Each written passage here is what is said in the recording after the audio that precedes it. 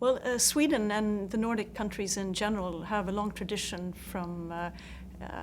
trying to be in the forefront when it comes to healthcare. We have a publicly funded healthcare system, so it's really aligned with the incentives of also the one who pays, and the same in the delivery system, to make sure that we get most for our taxpayers' money. And with changes in demography now, an aging population, and several other challenges, this whole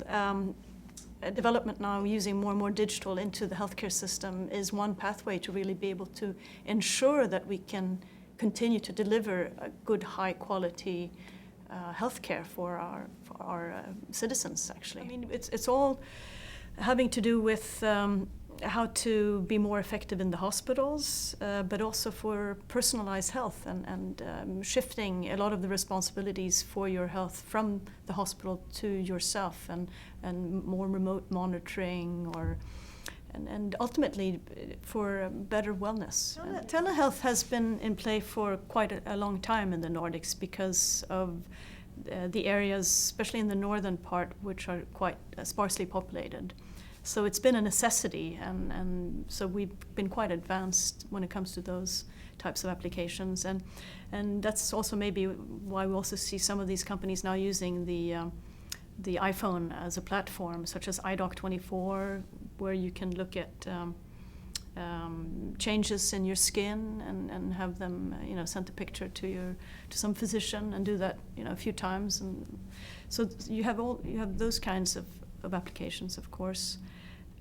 Quite actually an interesting example of a company that came from Silicon Valley but decided to move to Sweden is the example of Giraffe. They provide basically an iPad on wheels that can be used in elderly care. And that has both the potential of reducing costs, of course, for elderly care, but also of really increasing making the monitoring of these people in their homes a lot better. For applications that need to interface with other systems, every market is a little bit different. So it's not like you can just have one solution and then just roll it out, because even for the same supplier of a system such as Epic, for instance, there will be different Epic dialects in different countries, right? So you always have to do this. In most of the cases, you have to be ready for the increased cost of actually adapting your product to whatever market you're interested in entering. So that's one issue. The bigger issue for many of these